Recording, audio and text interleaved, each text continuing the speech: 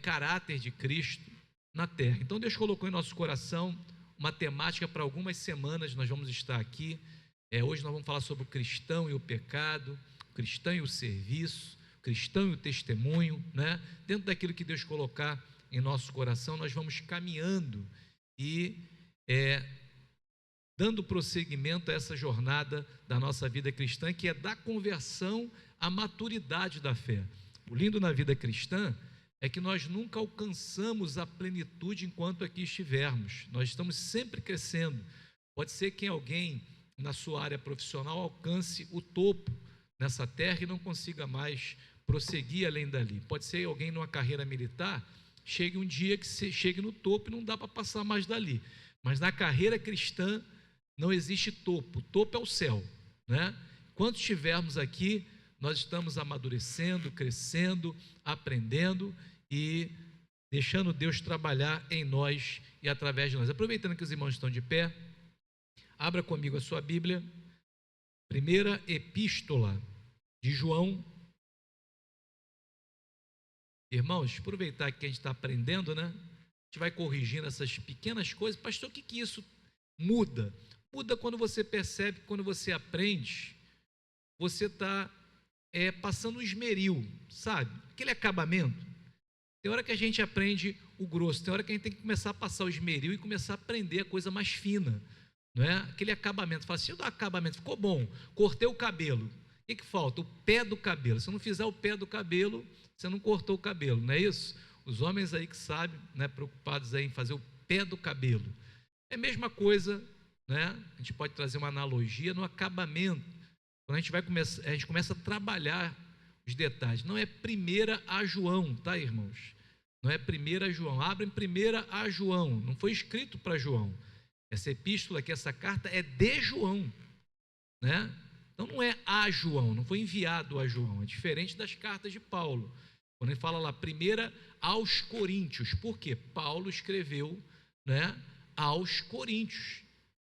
Carta aos Romanos, ele escreveu lá do porto de Cencreia, aos Romanos. Carta de Paulo aos Romanos.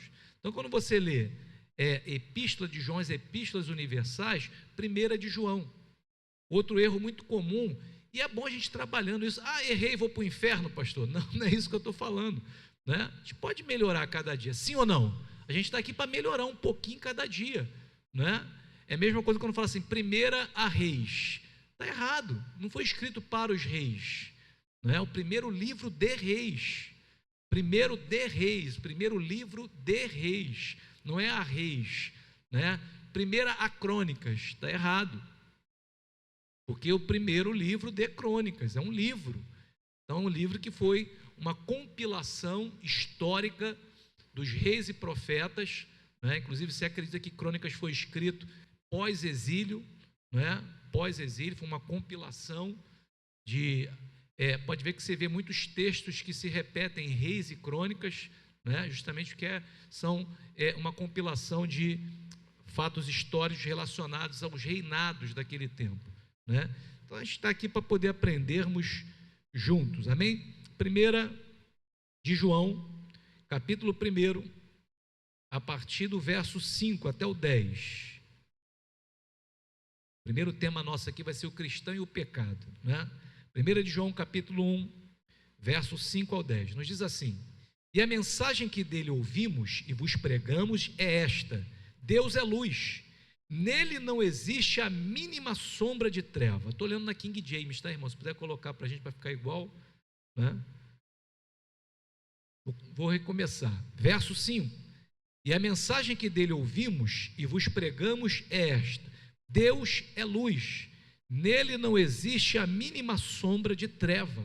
Se afirmarmos que temos comunhão com ele, mas caminharmos nas trevas, somos mentirosos e não praticamos a verdade. Se, no entanto, andarmos na luz como ele está na luz, temos plena comunhão um com os outros, e o sangue de Jesus, seu Filho, nos purifica de alguns pecados.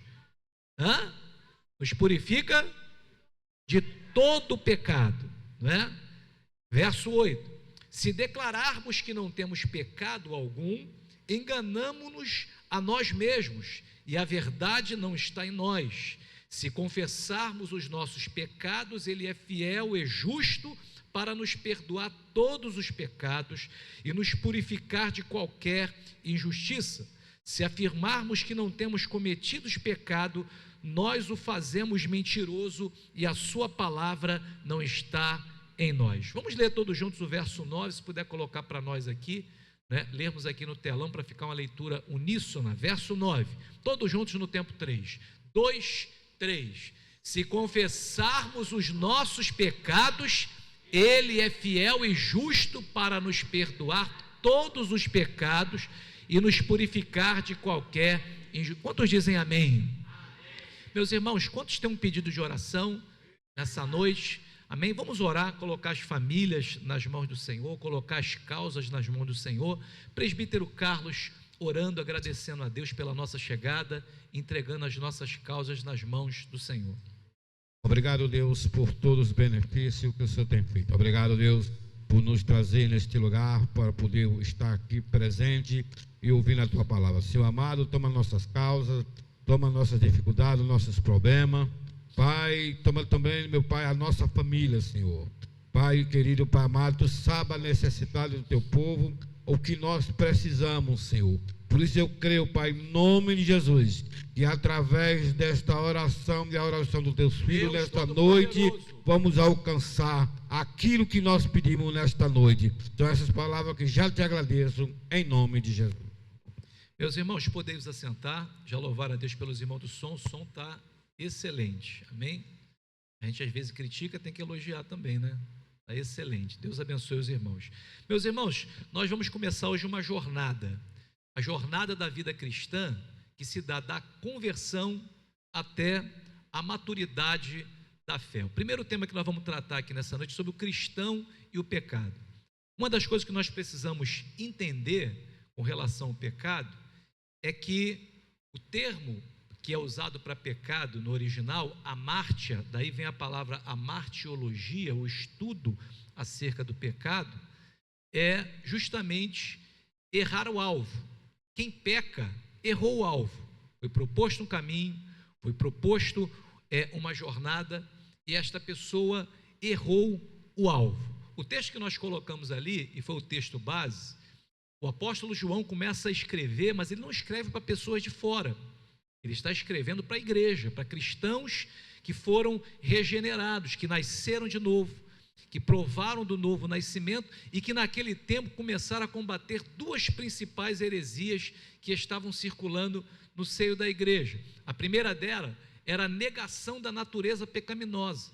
Essa heresia chamada gnosticismo estava negando que o ser humano tem uma natureza pecaminosa, aquela que nós herdamos de Adão, aquela tendência para pecar, aquela que nós nascemos com ela e por isso nós temos a necessidade de sermos regenerados.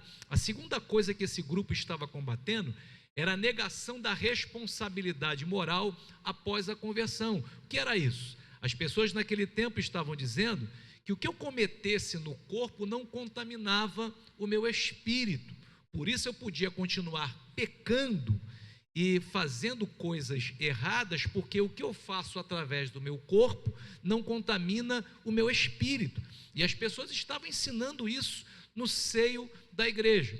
O apóstolo João se levanta e começa a estabelecer um equilíbrio teológico entre a realidade do pecado e a realidade da graça. João se levanta e fala assim: gente, vocês estão equivocados, o pecado existe, os seus efeitos são destruidores e nocivos com relação à humanidade, só que tem um negócio: a graça, ela supre a condição e a necessidade gerada pelo pecado.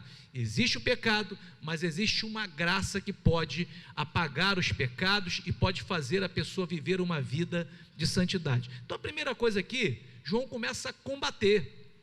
E percebam, irmãos, que a igreja, desde a sua fundação, já teve uma característica de combater os falsos ensinos. Por quê? Um desvio teológico pode levar a pessoa ao erro, pode levar a pessoa a se afastar da verdade. Volto a dizer, ele não está falando aqui para pessoas de fora, mas para pessoas que estavam dentro da igreja. Existe um grande perigo. Um dos perigos da igreja é criar uma cultura onde as pessoas escondem o pecado para parecer espirituais. Igrejas que não possibilitam as pessoas serem acolhidas, pertencidas, igrejas que se comportam como um museu de santos, ou seja, aqui só tem lugar para gente que é o suprassumo da fé, aqui só tem lugar para gente que está na prateleira de cima, né? E não comete nenhum tipo de erro, aqui não tem tolerância, ou não tem abrigo para quem realmente errou, caiu, pecou e deseja ser transformado, e essa cultura é uma cultura perigosa, é uma cultura tão perigosa, irmãos, que ela já estava sendo levada adiante já na igreja primitiva. Lá na igreja primitiva existiam pessoas que estavam justamente vivendo um certo tipo de legalismo, um certo tipo de santidade que por baixo tinha muita coisa escondida, e o pior, a cultura de algumas igrejas estavam possibilitando que as pessoas continuassem escondendo o pecado para se parecer espirituais. Igreja precisa oferecer acolhimento, igreja é o hospital, aqui só não tem trato para aquele que não quer transformação, que não quer mudança, aquele que caiu, aquele que tropeçou, aquele que por algum motivo errou o alvo no decorrer da sua caminhada, precisa encontrar um ambiente na igreja no qual ele se sinta à vontade de pedir ajuda, de compartilhar, de se humanizar, de mostrar aonde está doente, que o princípio do tratamento do pecado é justamente a não negação dele, é o reconhecimento da culpa, para que as pessoas venham ser tratadas e curadas. Qual é o papel da igreja então? Ensinar que o pecado precisa ser tratado, o pecado não pode ser tratado como algo que não vai trazer malefícios para a vida dela, o pecado tem que ser tratado como algo sério. Eu não tenho medo, irmãos, de outra coisa a não ser daquilo que pode me levar para o inferno. Então eu tenho medo de pecar, eu tenho medo de permanecer no erro. Então a igreja, o papel da liderança precisa ser justamente ensinar que o pecado precisa ser combatido, precisa ser tratado. Segundo, é papel da liderança ensinar que a confissão traz cura, que a pessoa guardar para ela por receio às vezes, por não ter confiança, isso pode ser muito mais maléfico para a pessoa do que ela se expor, ela abrir o seu coração, ela falar que errou, e por vezes até mesmo isso ser algo que se tornou público. Quer ver um exemplo? Lá no Antigo Testamento, quando a pessoa pecava, ela não esperava o dia do Yom Kippur, que era o dia do perdão. Se ela pecasse, fosse consciente do seu pecado, ela precisava pegar um animalzinho de acordo com a sua condição social, e ela atravessava todo o arraial e ia até a porta do santuário para oferecer um sacrifício pela culpa. Você pensa que não tinha gente olhando? Você pensa que não tinha gente na porta das tendas observando aquele ato da pessoa de arrependimento? Você pensa que o ser humano mudou desde que ele caiu lá no jardim do Éden? Irmãos, se a pessoa estivesse nas tribos mais distantes, Gade, Naftali, ela tinha que atravessar todo o arraial de todas as demais tribos até chegar na porta do santuário. Imagina alguém com um animalzinho atravessando de cabeça baixa, quebrantado, e as pessoas olhando da porta da tenda, mas aquele momento de vergonha fazia com que a pessoa não quisesse voltar a fazer novamente. Já foi provado que a vergonha social, ela é um grande inibidor de nós cometermos os mesmos erros. Já foi provado, se você tiver dificuldade para poder fazer a coisa errada, isso pode fazer com que você não venha errar. Vou dar um exemplo para os irmãos. As pessoas que têm compulsão alimentar, né? Tem pessoas que têm compulsão alimentar e precisam ser tratadas, é compulsivo.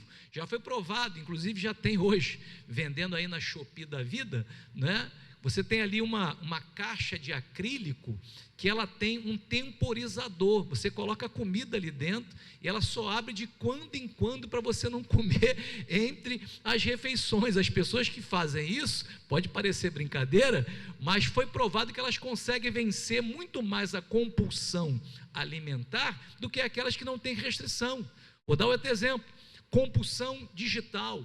A pessoa que não consegue ficar sem redes sociais, sem internet, tem abstinência, já tem clínicas tratando a esse respeito. Já foi provado, se você colocar um aplicativo que te limita com relação à tua utilização de internet, você consegue vencer com mais facilidade. A vergonha social, a restrição, é uma das armas que nós podemos utilizar para vencer as situações de pecado. Então ali, a confissão traz cura.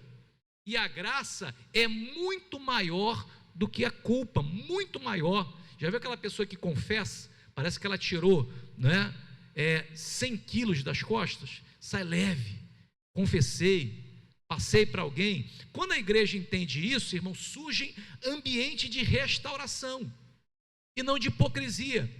A palavra hipocrisia, irmãos, se deriva dos atores do teatro grego, aquelas pessoas que atuavam, colocavam máscaras. É melhor uma igreja que tem um ambiente de cura, onde as pessoas se sentem à vontade de entender que todos nós aqui estamos em estágios diferentes de tratamento, mas todos nós estamos sendo tratados, ou aquela igreja que todo mundo esconde por debaixo de uma máscara, uma pseudo-santidade, se acha melhor do que as demais pessoas, e onde as pessoas não têm nenhum tipo de abertura para poder tratar das suas dores, tratar dos seus problemas, tratar dos seus pecados, tratar dos seus traumas. Isso aqui é muito importante, mas isso, irmãos, é um ambiente de restauração, e muito mais do que isso, de confiança, e nós precisamos gerar isso na igreja. Existe uma natureza persistente do pecado na vida do crente. Todos nós aprendemos isso aqui lá na sala da integração. Que natureza teimosa é essa? Quando nós nos batizamos, quem sabe alguém poderia pensar que o velho homem ficou afogado nas águas do batismo e agora ele só tem a nova natureza, que ele não vai ter nenhum sentimento de pecar, não vai ter nenhuma propensão ao pecado, mas isso não é verdade, porque a regeneração, o novo nascimento, não remove imediatamente a presença do pecado, mas ela faz uma coisa, ela remove o seu domínio. Antes nós éramos escravos. Escravo é aquele que faz a vontade do seu Senhor, mesmo que não queira. Hoje nós somos filhos. Hoje nós temos, pela regeneração, o direito, o poder e a autoridade de dizer não, de falar não quero, não posso, não vou. Se eu errar nesta área, o que está em jogo é algo muito maior, é a minha filiação. Então existe essa tensão entre a natureza regenerada, chamado novo homem, com a carne, ou a sarx, no original, que justamente essa natureza pecaminosa que nós herdamos de Adão. Paulo descreve essa realidade em Romanos capítulo 7, versos 21 a 23. Se alguém puder ler esse texto para nós, assim que estiver pronto, fala conosco, tem um microfone aí, por favor. Romanos capítulo 7, versos 21 a 23. Teologicamente, isso é chamado de santificação progressiva. Essa natureza não foi arrancada totalmente, mas existe um processo chamado santificação ou amadurecimento, que é progressivo na nossa vida. Por favor, liga para nós o microfone aqui. Assim, descubro essa lei em minha própria carne. Quando quero fazer o bem, o mal sempre está presente em mim, pois no íntimo da minha alma tenho prazer na lei de Deus.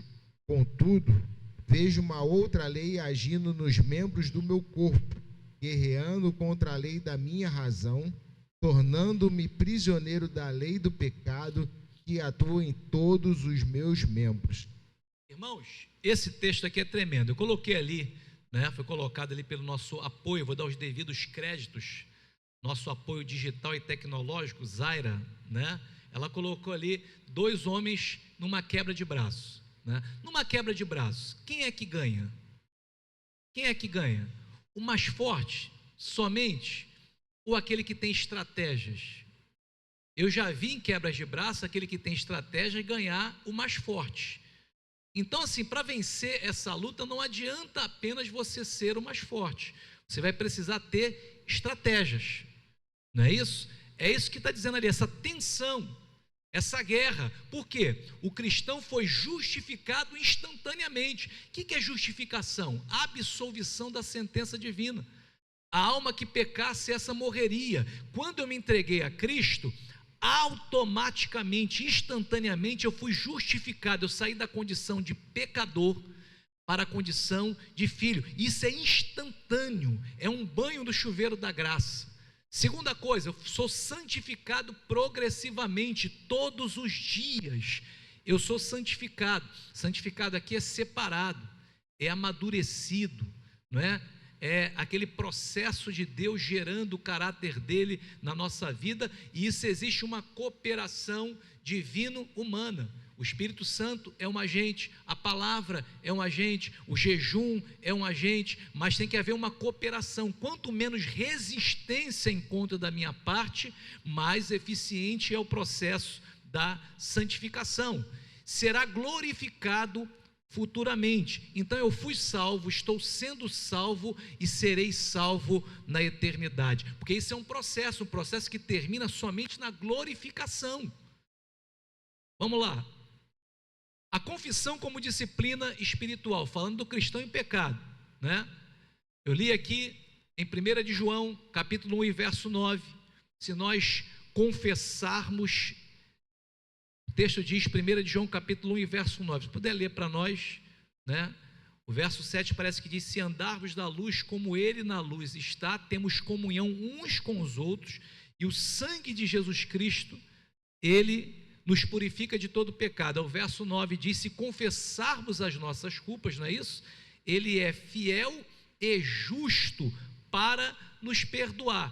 O termo aqui, confessar, eu te fiz ali uma pequena exegese, né? Saquei uma palavra lá do texto, homologel, que significa o quê? Concordar com Deus. Quando eu confesso o meu pecado, eu verbalizo o meu pecado, eu estou concordando com Deus. Segunda coisa, eu estou admitindo a minha culpa, eu estou reconhecendo, eu admito que eu errei. A terceira coisa, eu estou se alinhando com o juízo divino sobre o pecado. Por isso, irmãos, confessar não é uma mera admissão psicológica, não, eu errei mesmo, né? Dei mole, vacilei, né? Não é somente isso, é um reconhecimento espiritual diante da santidade de Deus, porque todo pecado é uma afronta contra Deus.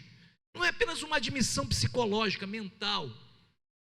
É um reconhecimento que eu feri a santidade de Deus. Por isso a confissão deve envolver, primeiro, convicção produzida pelo Espírito Santo. Não tem ninguém que possa ser perdoado que antes essa confissão, essa convicção não possa ser produzida pelo Espírito Santo. É Ele que convence o homem do pecado, da justiça e do juízo. É o Espírito Santo, uma das obras do Espírito Santo. É por isso que quando o pecador entra por essas portas e a palavra é pregada, por vezes ele é confrontado da sua maneira de viver através da palavra e é gerado nele uma convicção. Foi gerado nele uma convicção, porque o Espírito Santo gerou nele. Segunda coisa que a confissão envolve, quebrantamento interior. Irmãos, eu já recebi muita gente no gabinete.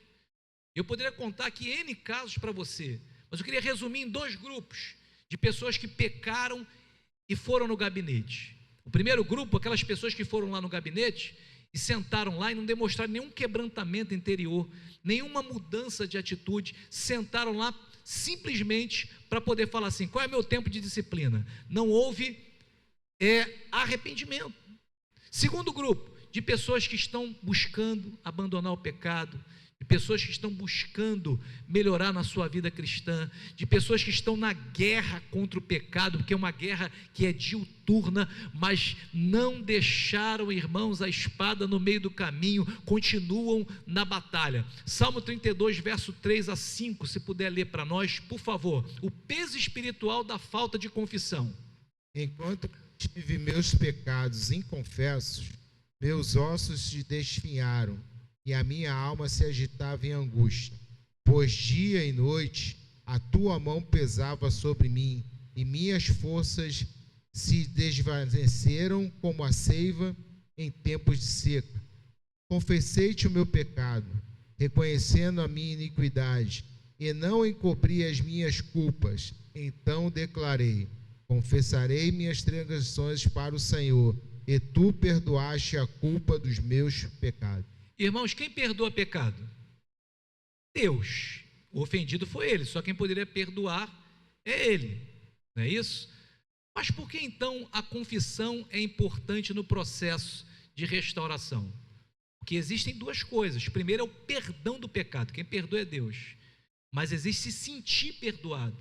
Psicologicamente, quando eu confesso, verbalizo, existe a expiação da culpa, ou se sentir perdoado, isso não é feito no céu, isso é feito na terra, é tratado na terra, é cuidado na terra, não é? Quando você verbaliza, porque quem não faz isso fica carregando, irmãos, o peso espiritual e sendo atormentado pelos verdugos da alma.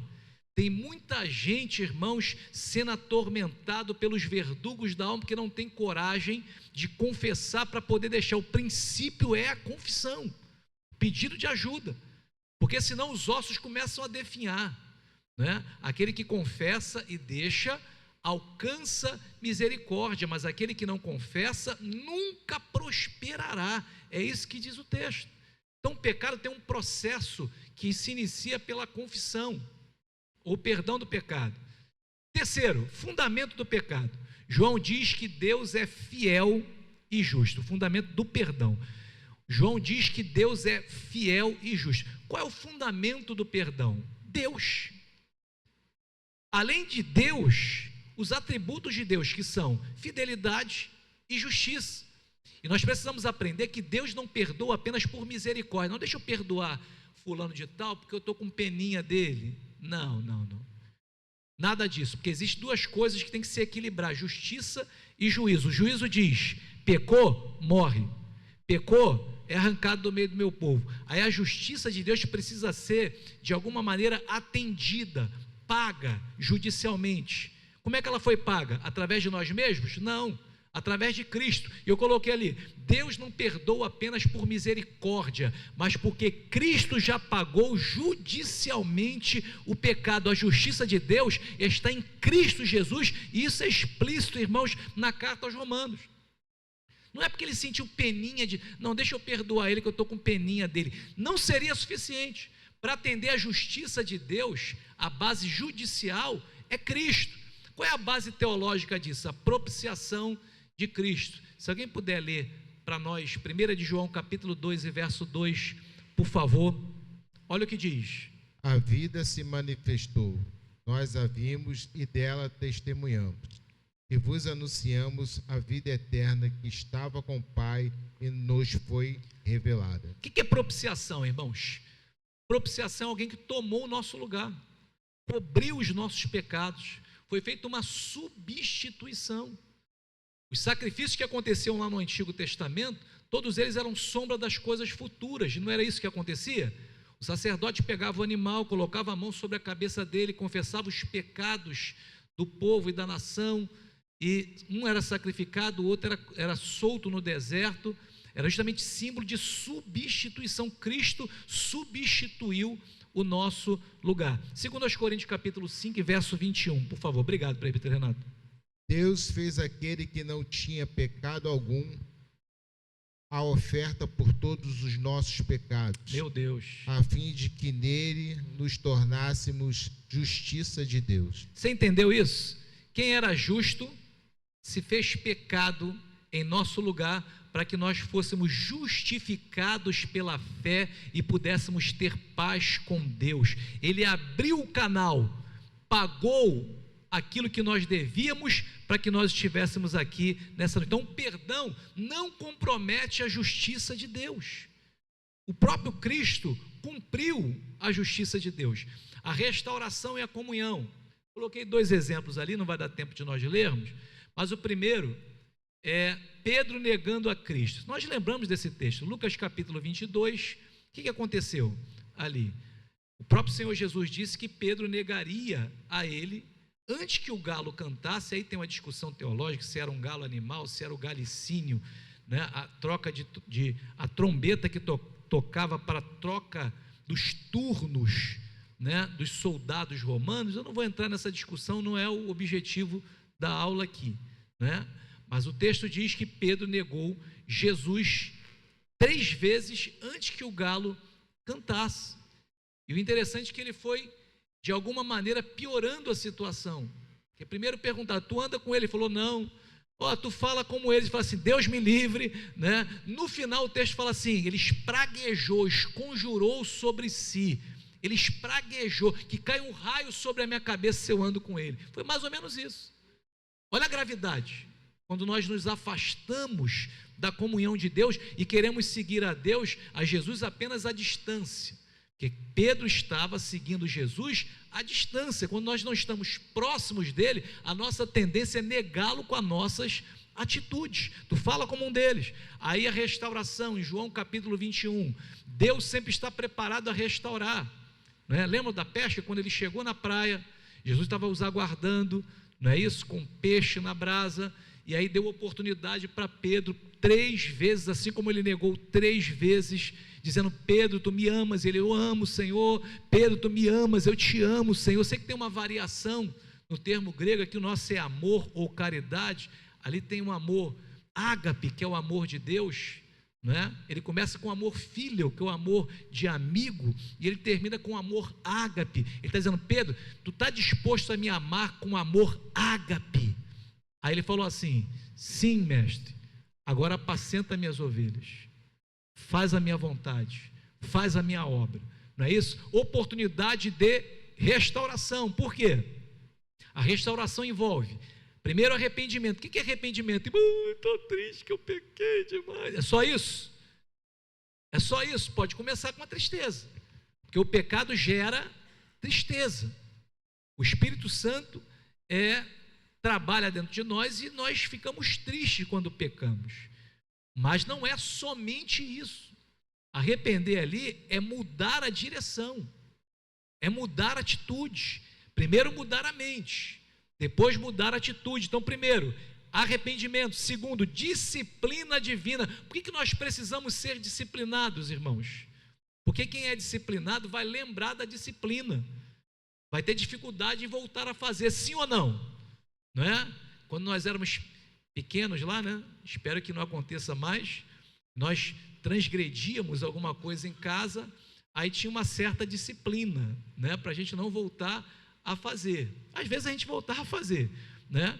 Mas quando doía bastante, a gente lembrava daquela disciplina que aconteceu e tinha dificuldade em voltar a fazer, porque a disciplina deixa marca, e a marca, você vai olhar para ela e falar assim, nunca mais eu quero passar por isso.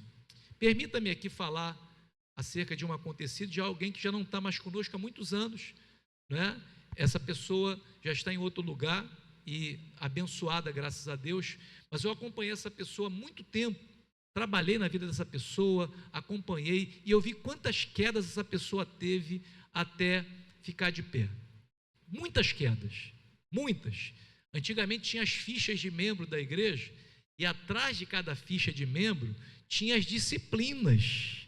E, irmão, a ficha corrida do rapaz, se virasse assim, era uma ficha corrida, né? Olha, fala assim, você está de parabéns, né? Pela tua ficha corrida. Só que teve um dia que ele precisou ser disciplinado mais severamente e teve que ser levado para a sede, pastor André. E eu me lembro como se fosse hoje, porque no dia que ele foi reconciliado, ele precisou se apresentar na sede, se colocou de pé. Naquele tempo ainda se fazia isso, lia o que a pessoa fez, e a pessoa se colocava de pé. Falei da vergonha social, a vergonha social às vezes é uma benção, e quando essa pessoa se colocou de pé, eu fui lá abraçá-lo, porque ele estava se reconciliando, tinha vencido o período disciplinar, né? Se manteve fiel, fui dar um abraço dele. Sabe o que ele falou para mim em lágrimas? Falou, pastor, nunca mais o senhor vai passar por isso, porque nunca mais eu vou estar aqui. Daquele dia em diante, irmãos, a vida desse rapaz só fez isso aqui, ó. Se casou, foi bênção na mão de Deus, ministério, irmãos, até dizimista, que nunca ele tinha sido, ele era dizimista fiel todo mês. Eu falei assim, se converteu o bolso, é porque realmente a coisa realmente converteu, né? Então vejam, como é importante a disciplina, às vezes da terra, e a disciplina divina, porque Deus corrige e disciplina aquele que Ele ama. E terceira coisa ali, a restauração envolve renovação espiritual. Por quê, irmãos? O pecado no crente não quebra a sua relação filial. Seu filho, que Deus guarde, né? Sempre nossos filhos, né? Mas o filho errou com você, ele deixa de ser seu filho? Claro que não, não é isso? Porque eu peco, eu não deixo de ser filho de Deus. Porém, prejudica a minha comunhão. Aquele filho que vive, né? Aí você vai e prejudica a comunhão, já não tem mais aquela, né, aquela comunhão. Mas ele não deixa de ser filho. Restauração da comunhão. O que nós precisamos fazer? Restaurar quem caiu. Tem uma imagem ali emblemática de uma corrida onde as pessoas abriram mão de chegar na frente, para quê? Para ajudar aquele que se machucou no meio do caminho. Nós vemos isso acontecer às vezes nas Olimpíadas, né? Alguém que deixou de continuar, né? Porque tem gente que é assim, importa ele chegar, importa ele ir, mas irmãos, se alguém no nosso meio precisar que nós paremos para poder ajudar, para cruzarmos a linha de chegada juntos, é isso que nós devemos fazer, porque se chegarmos juntos é vitória. Lembra do caso de Miriam? Israel ficou 7 dias parado por causa da lepra de Miriam. Ela foi colocada fora do arraial, mas Israel não continuou a marcha até que Miriam fosse restaurada e fosse reintegrada, não é, à sociedade, fosse reintegrada à comunidade de fé. Às vezes na nossa vida espiritual nós precisamos restaurar quem caiu, e essa é uma das tarefas mais delicadas do ministério. Eu botei pastoral ali, mas pode ser de liderança. Restaurar pessoas que falharam. Leia para mim, por favor, Gálatas capítulo 6, verso 1, por gentileza. Olha o que diz o texto. Irmãos, se alguém for surpreendido em algum pecado, vós que sois espirituais, deveis restaurar essa pessoa com espírito de humildade. Todavia, cuida de ti mesmo, para que não sejas igualmente tentado. Tem que restaurar essa pessoa como? Com humildade. Não, tu tá aí, ó, tu é cidadão de segunda classe agora. Agora não é? Eu sou mais santo que você. Não é isso? Mansidão, humildade. Uma pessoa dessa restaurada pode ser amanhã o teu maior ajudador, a pessoa que vai te levantar amanhã. A mão que você levanta hoje pode ser a mão que vai te levantar amanhã, porque, irmãos, nós não sabemos o que vai acontecer amanhã. Então, restaurar com mansidão. Isso é importante, porque a restauração exige verdade. Primeira coisa, para restaurar, tem que dar um choque na pessoa, verdade. Tem muita gente que gosta de pegar o pecado, irmãos, e dar um nomezinho bonito para o pecado. Não, errei, tu errou não, tu pecou. Nomeia o teu pecado. O que foi o pecado? Fala contigo, eu pequei. Qual é o nome do pecado? Foi fornicação. Tem que falar o nome do pecado, nomeia, porque isso vai dar peso. É o que diz ali, verdade, é o choque de verdade. Não adianta, coitadinho, não é coitadinho, não, você pecou. Você sabe onde você podia estar hoje? Se você morre hoje em pecado, onde você podia ir? Verdade. Segundo, disciplina, cuidado, acompanhamento, às vezes restrição. Sei que tem gente que não entende a disciplina eclesiástica na igreja, né, mas ela é importante, que ela deixa marcas. O que a pessoa gostava de fazer, às vezes ela é restrita de fazer, não participa da ceia, e ela vai sendo acompanhada, e aquele período que a pessoa fica ali, irmãos, somente faz com que ela reflita: olha só o que eu estou deixando de fazer por conta de que eu me deixei me levar por 5 minutos de desatenção. Então, disciplina. E claro que o terceiro, misericórdia. A palavra misericórdia, irmãos, é sentir, cordes, coração, sentir o estado de miséria do outro. É se colocar no lugar da pessoa, sentir o que ela está sentindo, sabe? Misericórdia não é pena, é sentir o que a pessoa está sentindo. Vamos lá. Combater 2 extremos do rebanho. Primeiro, pastor, leia-se líder, precisa discernir 2 tipos de erro. Primeiro, legalismo. O que é o legalismo, irmãos? É um sistema de leis, né, nos quais eu acho que, seguindo eles vão me fazer salvo, ou melhor, né? É um legalismo, é lei, vem de lei, né? E ali eu coloquei ali, a pessoa que vive debaixo do legalismo, apenas desse sistema de leis, de observâncias, de regras. Não, para eu ser crente eu tenho que botar um terno, uma gravata, não posso fazer isso. Lembra do evangelho das proibições? Não posso, não posso, não posso, não posso. Isso é um conjunto de regras. Só que essas regras aqui, se não houver um novo nascimento, o prazer do filho de não cometer para agradar a Deus, porque quando eu não cometo alguma coisa dessa natureza, não é porque tem um conjunto de regras, é porque eu não quero ofender a Deus. Eu amo a Deus a ponto de não querer ofendê-lo. Então, assim, vive em culpa constante. Acha que nunca é digno de Deus. Agora, o segundo extremo é a libertinagem. O que é isso? Alguém que banaliza o pecado. Pecou? Não foi o primeiro, nem vai ser o último. Isso aí é tranquilo. Isso aí, já vi gente pecar muito mais, banalizando o pecado, né? Isso é um problema sério. Usa a graça como desculpa. Tem gente, irmãos, tem gente que gosta de falar que a carne é fraca, né? Mas ele pensa que o pecado é vitamina. E isso é um problema, porque ele usa a graça como desculpa. Não sabe como é que é? A carne é fraca. Isso não é desculpa para ninguém pecar. Porque hoje nós temos o Espírito Santo que nos possibilita a viver e a dizer não para o pecado. Tropeçamos, erramos, e o texto que nós lemos aqui diz que aquele que diz que não comete pecado, tal é mentiroso. Que nós pecamos por pensamentos, palavras e obras. Evidentemente, quando o pecado concebe, ele gera muito maiores consequências. Todos nós temos a propensão e a possibilidade de pecar, mas eu não posso usar as condições que eu vivo como desculpa para pecar. Sabe como é que é, né, pastor? Eu pequei porque eu sou homem. Ué, pecou porque é homem? Não, eu sou homem, pastor, não aguentei. Não é desculpa. Eu não posso usar a graça. Não, onde abundou o pecado, superabundou a graça. Então vou pecar mais para que tenha mais graça sobre a minha vida. Só que o apóstolo Paulo explica isso dizendo: que diremos, pois?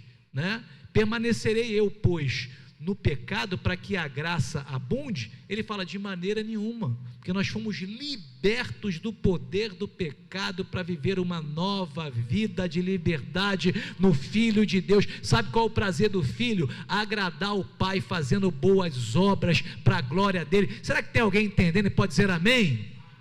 Sendo equilibrado deve mostrar que o pecado é sério. Tem um hino do Vitorino Silva que diz que hoje dizem que o pecado não é pecado mais, chamam o bem de mal, uma inversão de valores. O pecado não é mais tão sério para algumas pessoas, mas o pecado é sério, mas a graça é suficiente. Para um grande pecador existe um suficiente Salvador, Jesus Cristo de Nazaré. O cristão e o mundo. Vamos mais um tema aqui.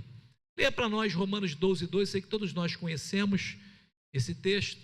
Romanos capítulo 12, verso 2. Olha o que diz o texto. E não vos amoldeis ao sistema deste mundo, mas sedes transformados pela renovação das vossas mentes, para que experimentais qual seja a boa, agradável e perfeita vontade de Deus. Irmãos, o apóstolo Paulo usa duas palavras importantes aqui. A primeira é conformar e a segunda é transformar. Eu costumo dizer que existem 3 tipos pelo menos de pessoas: aqueles que são reformados, aqueles que são conformados e aqueles que são transformados. Reformados, aqueles que passaram por uma reforma, ele melhorou um pouquinho, ele veio para Jesus, ele melhorou um pouquinho, né? Ele fumava, ele não fuma mais, ele bebia, ele não bebe mais, mas não houve transformação. Não é isso? Só que teve uma reforma, melhorou um pouquinho. Tem aquela pessoa que é conformada, aquela que assumiu a forma externa na vida dele. Ele deixou alguma coisa moldar quem ele é. Ele é conformado, ele se conformou com a pressão desse tempo. Terceiro tipo é o transformado. Vamos ver essa palavra transformação, o sentido forte que tem. Porque ele já não é mais a mesma pessoa. Eu pergunto aos irmãos: se você pegar a cana de açúcar e transformar em açúcar, o açúcar vai voltar a ser cana de açúcar? Nunca mais. A transformação em Cristo é tão poderosa. Eu não estou dizendo que a gente não possa errar, mas é uma coisa visível. Quando eu pego a cana de açúcar, irmãos, e olho para o açúcar, eu falo assim: não pode ter saído daí, porque o processo é muito grande.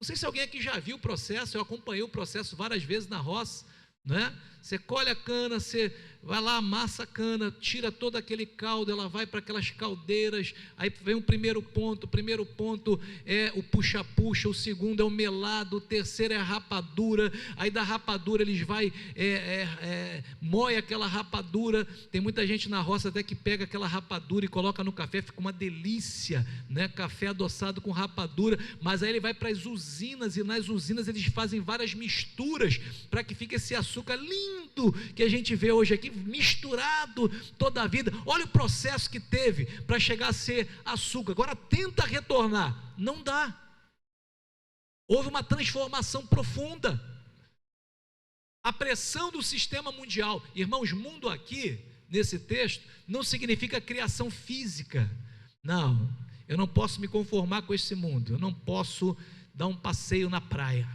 é mundo, eu não posso desfrutar da natureza que Deus criou, é mundo, o mundo aqui, cosmos no original, não significa criação física, mas o sistema organizado de valores que se opõe a Deus. Esse sistema promove valores contrários ao reino de Deus. 1 de João capítulo 5:19, o mundo jaz no maligno. Esse sistema está na mão do diabo. Quando nós vemos hoje, eu tenho que falar sobre isso, e vou falar com muita reserva aqui, que hoje, irmãos, inclusive eu vou até pedir para esses cultos, está online? Quem pode me dizer? Está online? Está não, né? Hoje a gente está correndo esse risco ainda. Nós vimos uma pessoa trans, e nada contra a escolha, que tinha cabeça de ouro, peito de prata, ventre de bronze, pernas de ferro e pés misturados de ferro com barro. Eu não vou entrar na questão escatológica aqui, não daria tempo e não é o objetivo do ensino. Mas vejam como houve uma degradação de valores morais. Ouro, prata, bronze, ferro e ferro misturado com barro. Vejam essa degradação moral da sociedade. Irmãos, eu sou jovem de fazer 50 anos esse ano, né? Jovem, sei que tem gente aqui que é um pouco mais madura do que eu, não é isso? Ou não? Alguém apontou para o lado aqui, né? Tem gente mais madura do que eu aqui, mas eu me lembro de um tempo, quando você ligava a televisão, não tinha beijo entre pessoas de sexo oposto na televisão, não podia ter, estou falando de homem ou uma mulher. Agora tem uma novela aí que está passando, que esses dias colocaram nas redes sociais, que tendo beijo, pai, nós não estávamos vendo essa imoralidade que está acontecendo hoje, a sociedade parece que está evoluindo, porque está havendo uma conformação, e a imoralidade ali, às vezes entra para dentro da igreja, tem gente aqui, queridos irmãos, tem um livro que eu queria recomendar para os irmãos, se vocês puderem, eu não tenho mais, não adianta me pedir, né? Eu não tenho mais, mas e agora? Como viveremos? É um livraço, é um livro bem denso, quem comprar ou baixar para ler, tem um pouquinho de paciência, mas ele fala justamente sobre essa cosmovisão. O que é a cosmovisão? Minha visão de mundo. A maneira que eu enxergo o mundo determina as minhas escolhas. Eu só escolho algumas coisas porque a minha visão é judaico-cristã, uma visão bíblica. Então eu tenho escolhas de acordo com esta visão, essa cosmovisão. E esse autor, ele disse que o que levou ele a escrever esse livro, que foi um dia que ele estava na Disney com a sua filha, ele sendo pastor, e ele é americano, e ele disse que a sua filha começou a ver uma apresentação audiovisual muito bem feita, por sinal, acerca da evolução das espécies, do Big Bang, da evolução das espécies, e quando terminou tudo aquilo, ele questionou a filha dele, que era adolescente, dizendo, olha, tudo que você viu ali é muito bonito, mas você sabe que a Bíblia fala ao contrário, a Bíblia fala sobre o criacionismo, e ela virou para o pai e falou, pai, você ainda acredita nessa fábula? Você ainda acredita nessa ladainha? Pai, a ciência diz isso, o que está na Bíblia Sagrada já é coisa do passado, e aquilo chamou a atenção dele. Como esta sociedade, sendo ela filha de um pastor, já não cria mais que Deus criou todas as coisas, mas acreditava no Big Bang. Você está entendendo como o que está acontecendo lá fora pode influenciar o que está acontecendo aqui dentro? Vejam, irmãos, é estarrecedor. 70% dos cristãos hoje são analfabetos bíblicos. a ponto de você perguntar para eles, fale 3 mandamentos, dos 10 mandamentos, ele não saber. Fale 5 apóstolos de Cristo, ele não saber. Perguntar para ele por que ele crê, por que ele vai para a igreja. Aí ele responde, sabe o quê? Porque lá eu me sinto bem. Não tem razões da sua fé. Isso é preocupante, sabe por quê? Esse mesmo cristão, ele vai para a faculdade. Lá na faculdade, as pessoas vão tentar conformar a sua maneira de pensar, formar. E eu me preocupo com isso porque você pega um muçulmano, e o muçulmano vai estudar em faculdades cristãs, e ele volta para o país dele muçulmano, ele não perde aquilo que ele aprendeu e foi inculcado nele. Dificilmente converter um muçulmano, irmãos, somente quando acontece aquilo que está ocorrendo hoje no Oriente Médio. Jesus está se manifestando para eles em sonhos.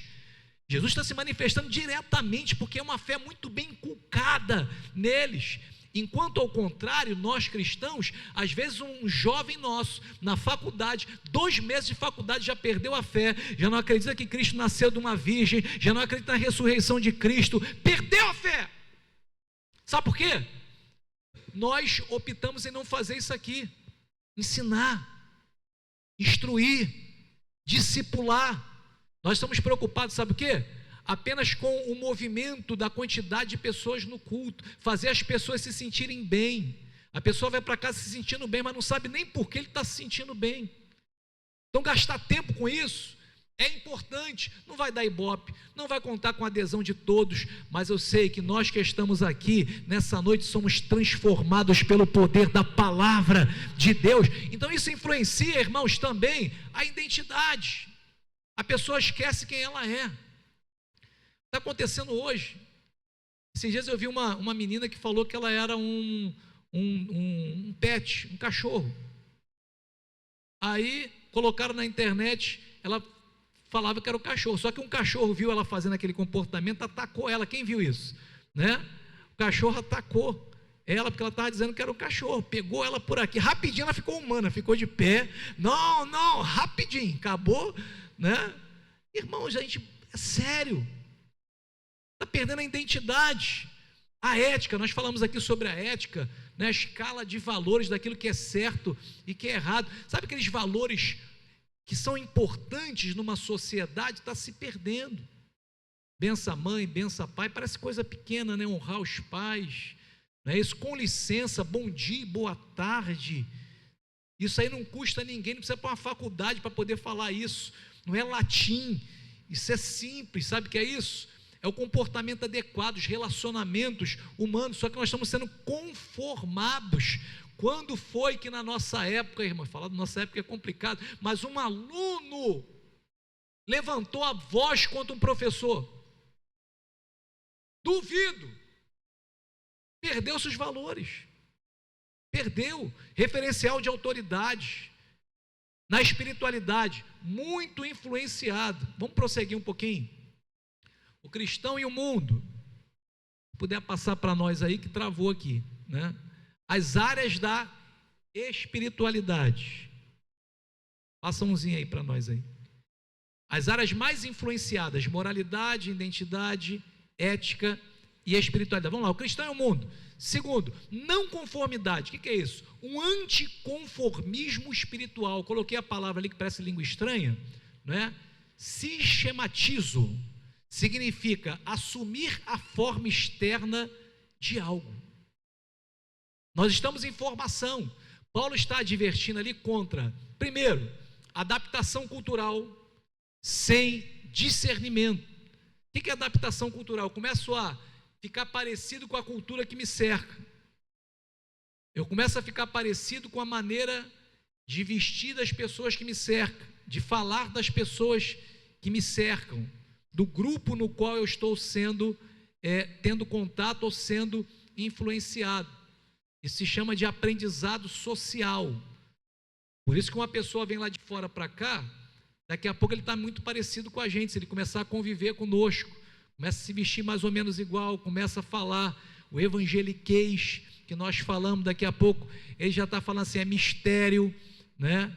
Daqui a pouco ele já está começando a usar termos que nós só usamos aqui, porque tem um aprendizado social, né? Então nós não podemos ter uma adaptação. Segunda coisa, não podemos absorver valores que são seculares. Terceiro, o cristianismo cultural, superficial. Paulo está advertindo contra isso. Nós temos que ter raízes profundas da nossa fé, que não é qualquer coisinha que vai mudar a nossa maneira de agir, porque nós temos uma raiz profunda, porque o cristão vive no mundo, mas não segundo o mundo. Nós estamos no mundo. Inclusive, o apóstolo Paulo fala que resiste na face de Pedro, porque ele estava tendo um comportamento dissimulado. Quando ele estava com os judeus, ele era judaizante. Quando ele estava com os gentios, ele se adaptava à maneira dos gentios, não se posicionava. Paulo diz que resiste a ele na face, porque ele tivesse uma firmeza no seu comportamento. Tem muita gente que ele muda de acordo com o ambiente, ele é um camaleão. No trabalho ele é uma pessoa, em casa ele é outra, na igreja ele é outra, no futebol ele é uma, tu nem conhece, fala assim, calma aí, fulano, deixa eu ver aqui, mudou, porque ele está sendo influenciado pelo meio. Deus te chamou para influenciar e mudar o meio no qual você foi inserido.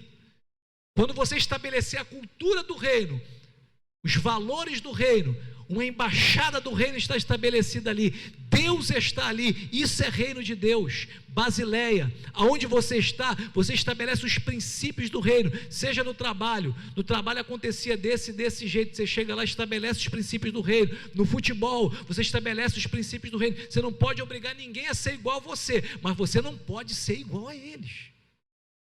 E nós temos essa tendência para quê?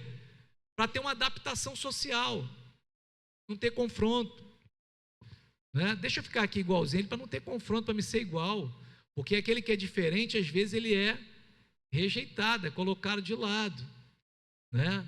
E isso dói na gente, que nós somos seres gregários, seres que somos criados por Deus para estarmos em comunidade. E quando alguém nos coloca de lado, nós sentimos, aí nós queremos ser igual a eles. Quantos não começaram a beber, a fumar e a fazer coisas erradas porque queriam se adaptar ao grupo em que ele vivia? Só que quando nós somos diferentes, sabe o que o mundo está buscando? O mundo está buscando a diferença. O confronto do mundo não é pela igualdade, é pela diferença. É isso que eles estão precisando nesse tempo, com gente que não se conforma. O cristão vive no mundo, mas não segundo o mundo. O cristão e o mundo.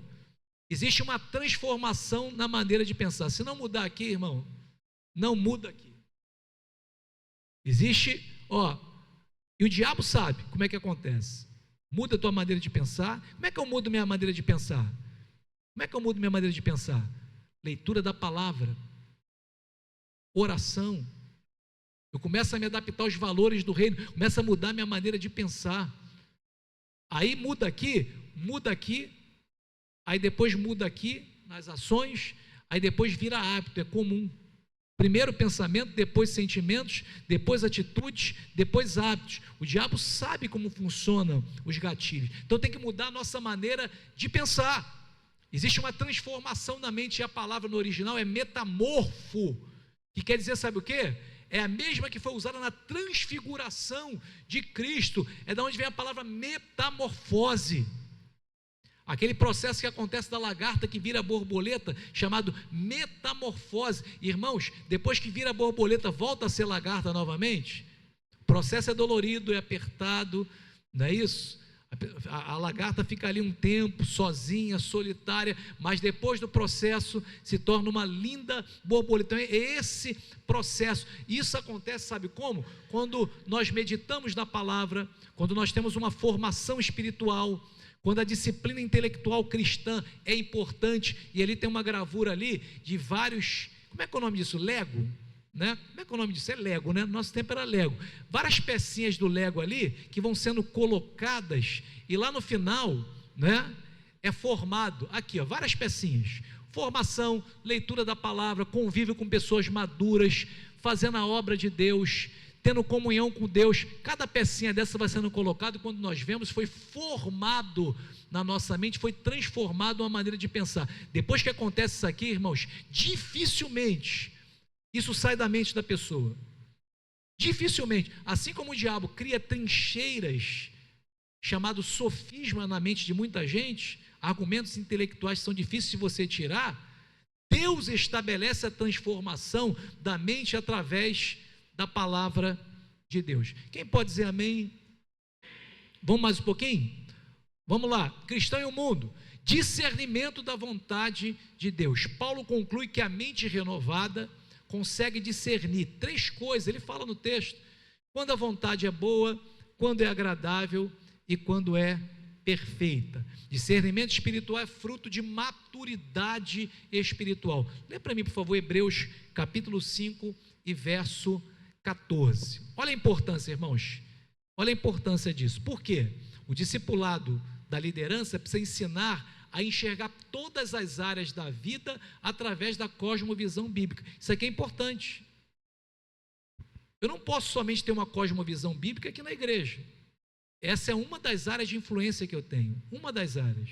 Mas quando eu pego essa cosmovisão, essa maneira de enxergar de acordo com Deus, os princípios da palavra, e levo isso para a minha vida, trabalho, política. Você imagina só, irmão, se na nossa política tivesse mais pessoas pensando como Cristo? Você imagina? Você imagina se na economia tivesse mais pessoas pensando como Cristo? Você imagina se no nosso trabalho, que é o lugar que nós passamos a maior parte do tempo, tivesse mais pessoas pensando como Cristo?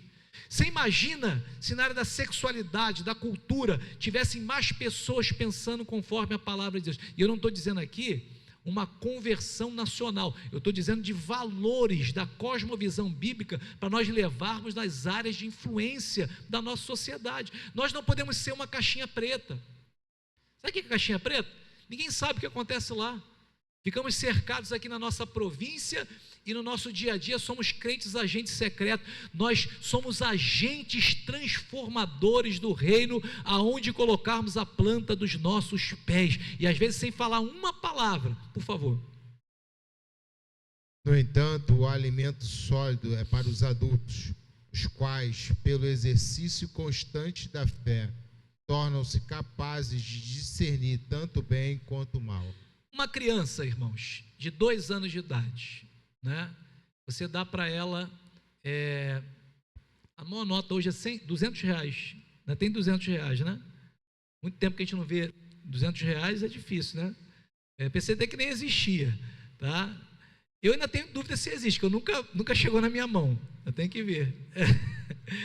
Dá para a criança de 2 anos uma nota de 200 reais, o que ela vai fazer com essa nota de 200 reais? Não vai ter discernimento para poder lidar com 200 reais, não é isso? Então a maturidade cristã ou a disciplina, o discernimento espiritual é um fruto da maturidade, é um exercício. Quanto mais maduros, mais nós temos capacidade de discernimento. Você já viu quando uma coisa vem lá longe e nós já discernimos aqui pela maturidade? Um exemplo aqui, há muitos anos atrás, as empresas de bebidas perceberam que cada vez mais os jovens estão bebendo menos, por incrível que pareça. Por incrível que pareça, né? Por quê? Nós estamos no meio de uma formação de uma cultura fit. Eles descobriram que a bebida alcoólica engorda, não é porque estão querendo fazer bem, não, porque a bebida alcoólica engorda. Então, cada vez mais jovens vão menos para a balada, ou passam menos noites de sono acordado, estou falando em linhas gerais, e bebem menos. O que eles fizeram? Vamos lançar uma bebida sem álcool, né? Aí lançaram a bebida sem álcool. E o que eu vi na época, irmãos? Nada contra, tá? Cada um com o seu cada um, só quero trazer uma orientação. O que eu vi na época de crente falando assim: olha, agora eu posso beber, né? Agora eu vou tomar uma 0 álcool. Ah, irmão, só que não foi na época de tirar foto. Se fosse hoje, eu creio que botava uma foto na internet. Aí Deus deu um discernimento para os líderes do tempo, que na verdade, a bebida sem álcool era uma porta de retorno para aqueles que eram abstêmios, aqueles que tinham deixado de beber. Então, muita gente que tinha deixado de beber, quando tomou uma 0 álcool, aguçou e voltou a beber novamente. Só que os mais maduros foram lá na frente discernir. As crianças espirituais não discerniram. Os mais maduros falaram: isso aí vai ser uma derrota para muita gente, isso vai ser uma desgraça para muita gente, isso vai dar problema. Outro exemplo são as bets. As bets hoje no nosso país são legalizadas. O governo foi lá e legalizou. Os mais maduros na fé já foram lá na frente e viram isso aqui. E isso pode trazer escravidão. Isso vai acabar com muita família. Isso vai fazer muita gente ficar viciada. E fomos para os púlpitos. Nós demos uma sexta-feira aqui, 2 sexta-feiras na verdade, só sobre esse tema, ensinando. Aí o que eu tenho visto hoje? Tem batido no gabinete. Gente viciada em bet, gente que gastou o que não tinha, gente que se endividou, gente que está quase perdendo família, começa a bater lá no gabinete, porque os mais maduros discernem melhor. O povo perece por falta de conhecimento, aonde não tem profecia, o povo perece, se corrompe. Se nós entendermos aqui que os mais maduros estão indo na frente, né, para poder nos alertar, a gente fica mais atento à voz de Deus. Então nós precisamos ensinar que existem várias áreas da nossa vida. Ser crente aqui dentro é fácil, sim ou não, irmão? Muito. Agora pegar o que você aprende aqui e aplicar lá onde você está, é o reino lá. Isso é lindo demais, né? Vamos lá. Mais 10 minutos nós terminamos. O cristão e as provações. Meus irmãos, tem de grande alegria quando enfrentardes várias tentações, sabendo que a prova da vossa fé opera paciência. Essa paciência aqui não é aquela paciência que eu falo assim, tem uma criança fazendo muita bagunça, eu tenho que ter paciência, né? Isso é longanimidade. Essa paciência aqui é perseverança, é virtude daqueles que esperam com confiança. Essa paciência que ele fala assim, tenho porém a paciência, sua obra perfeita, para que sejais perfeitos e completos. A palavra perfeição aqui é teleió, sejais maduros, porque perfeito absoluto não tem ninguém, só Cristo. Fala aqui, para que sejais maduros, sem faltar coisa alguma em vocês. Tiago apresenta uma teologia madura do sofrimento. Um erro comum é ensinar um evangelho onde tudo é vitória imediata. Isso cria cristãos frágeis, isso cria consumidores gospels, isso cria gente mimada que não sabe o que é servir a Deus. Olha a preocupação, ele está ensinando ali uma teologia madura. O ensino bíblico prepara a igreja para entender que a fé não elimina o sofrimento. A fé te direciona, dá sentido. Você entende que você não sofre por sofrer. Você entende que Deus tem propósito até no teu sofrimento. Você fala como Jó, no capítulo 42 e verso 2, bem sei eu que tudo podes e nenhum dos teus pensamentos podem ser impedidos. Falei de coisas que para mim eram maravilhosíssimas e eu não as entendia. Eu te conhecia de ouvir falar, mas agora os meus olhos te veem. A provação, ela produziu na vida de Jó uma fé perseverante e madura. Isso aqui é interessante, porque a fé não elimina sofrimento. E aí nós temos visto hoje muita gente por esse lado, né? Quem não quer vitória rápida, irmãos? Você anda em qualquer lugar hoje, você recebe direto. Dinheiro rápido, emagrecimento rápido, tudo fácil, rápido, mole, tranquilo. Agora a onda como é que é a caneta emagrecedora? Mondiauro. É isso mesmo? Falei certo? Tudo agora é mundial. Por quê, irmão? Só que a pessoa não foi no médico, no endócrino, não pesou as consequências, não sentou para ver, vem cá, vale a pena. Não é isso? Porque a nossa geração quer tudo, instantâneo. Quem não quer vir na igreja e falar assim, a partir de hoje você nunca mais vai sofrer, a partir de hoje você nunca mais vai ter problema de dinheiro, a partir de hoje vai cair todo dia na tua conta 10 mil reais para você gastar do jeito que você quer. Olha só, todo mundo quer, irmão, só que não é uma realidade. Isso produz crente frustrado. Então, o cristão e a aprovação é interessante, porque a aprovação tem uma função redentiva. A palavra usada para aprovação aqui, peirasmos, significa provação, teste espiritual. Deus não tenta para o mal, mas permite provações para testar a fé. Tem 2 exemplos ali de Abraão, Gênesis 22, a prova de Isaac. O segundo exemplo de Jó. Será que existiu depois de Cristo um homem que foi mais provado do que Jó? Não existiu. A produção da perseverança. Como é que é produzido a perseverança? Romanos 5, verso 3. O que diz lá? O que diz lá? A tribulação, Romanos 5, 3. Mas não somente isso, também nos gloriamos nas tribulações, porque aprendemos que a tribulação produz perseverança.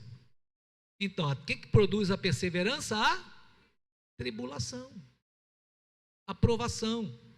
Por que as pessoas antigas que passaram mais dificuldades para ter as coisas são pessoas mais resilientes e perseverantes? São pessoas que não se desesperam com qualquer coisa. São pessoas que não pensam em tirar a vida por causa de uma porta que se fecha na frente dele. Por que as pessoas mais antigas são mais resilientes? Porque elas foram provadas. Aprenderam que nem tudo é fácil. Tempo que não tinha máquina de lavar, tinha que ir para a beira do rio bater roupa, né? Os tempos dos antigos. Por quê? Por que essa geração hoje, que tem tanta facilidade, acessa tanta coisa, tanta tecnologia, por que essa geração, me incluo nela, é uma geração tão fragilizada, uma geração tão despreparada, que desiste tão facilmente, que pensa em abandonar por qualquer coisa? Porque foi uma geração que não foi provada, que só dá valor ao seu momento quem passou pela provação e superou. A função redentiva da provação, a produção da perseverança, a fé testada produz hipomene ou hipomone, que significa resistência espiritual, constância sob pressão. Perseverança é isso, irmãos, é resistência. Não é o quanto você bate, é o quanto você aguenta apanhar. Teologia do Rocky Balboa, né? Lembra do Rocky Balboa? Meu irmão, se apanhasse ali aquela quantidade assim, a resistência do Rocky Balboa é que fazia ele ganhar no final. O camarada cansava de tanto bater nele. O diabo fala: não tem jeito com esse, não tem jeito com ela, eu já tentei de tudo, mas ela não para. Ele prossegue, ele serve a Deus, ele é fiel. Não dá para lutar contra ele, porque isso faz de constância sob pressão. Nós estamos sendo pressionados por todos os lados, mas nós não desistimos, firmes, constantes e abundantes, porque sabemos que o nosso trabalho não é vão no Senhor, mas isso só acontece quando nós somos trabalhados pela aprovação. Essa virtude era altamente valorizada na espiritualidade apostólica. Por quê? Os cristãos daquela época estavam debaixo de perseguição do Império Romano. Então, quando eles viam que uma pessoa podia perder a vida a qualquer momento, quando eles viam que uma pessoa, se pregasse a Cristo, podia ser lançado numa prisão, sofrer, passar pelos açoites, passar pelos soldados romanos, eles justamente valorizavam.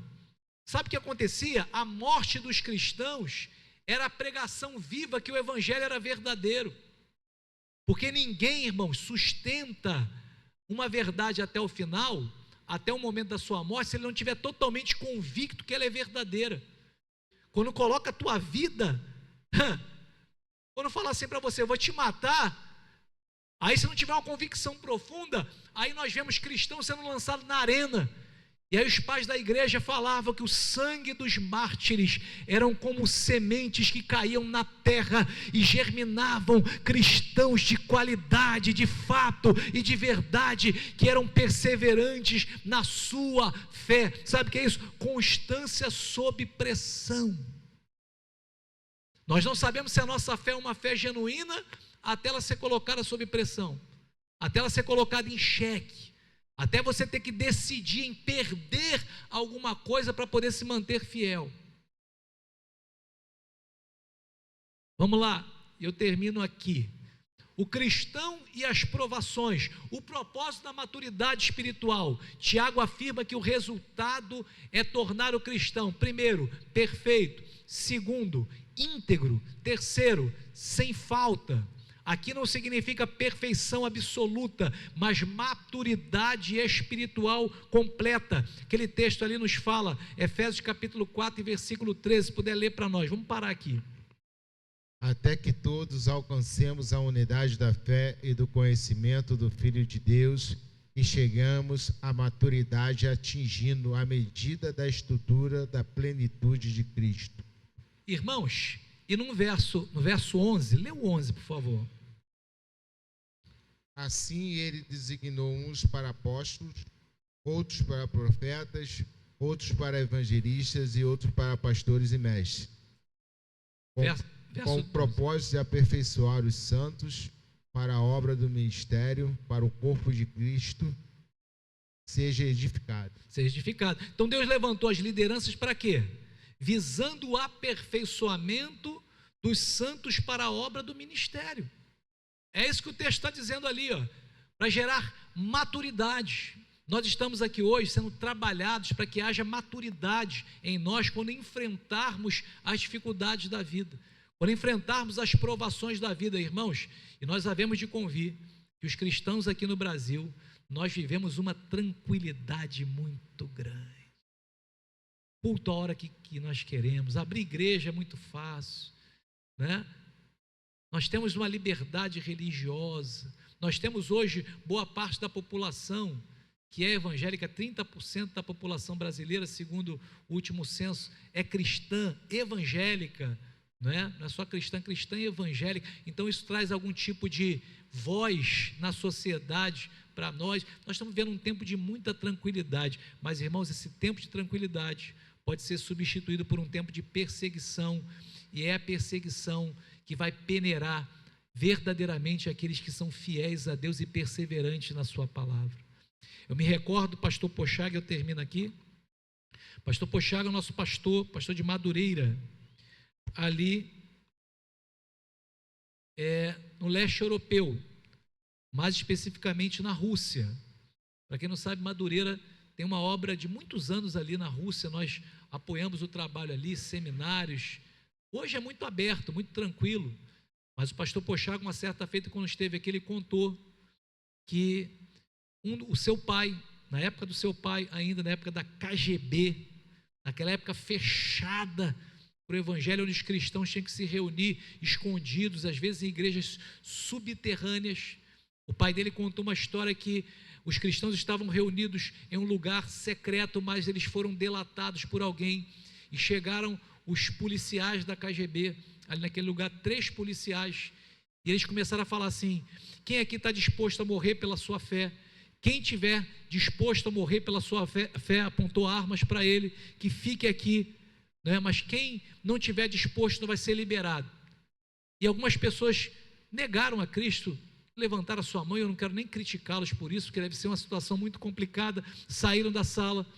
Quando algumas poucas pessoas ficaram na sala, aqueles soldados da KGB abaixaram as armas e falaram assim: agora nós podemos cultuar a Cristo verdadeiramente, porque aqui ficaram apenas os verdadeiros. Eles tinham se convertido ao evangelho, e era muito difícil. Ele contou que uma certa feita o seu pai foi evangelizar um soldado, ele podia perder a vida, e ele perguntou para o soldado se ele era capaz de crer em Jesus Cristo, e a resposta do soldado para ele foi a seguinte: eu não tenho ordem militar para crer. Uma lavagem cerebral tinha sido feita naqueles homens. Deus ainda procura os fiéis nesse tempo, Deus ainda procura os perseverantes nesse tempo, que nós possamos continuar passando pelas provações, mas honrando a Deus em todas as áreas da nossa vida. Você pode ficar de pé nessa noite?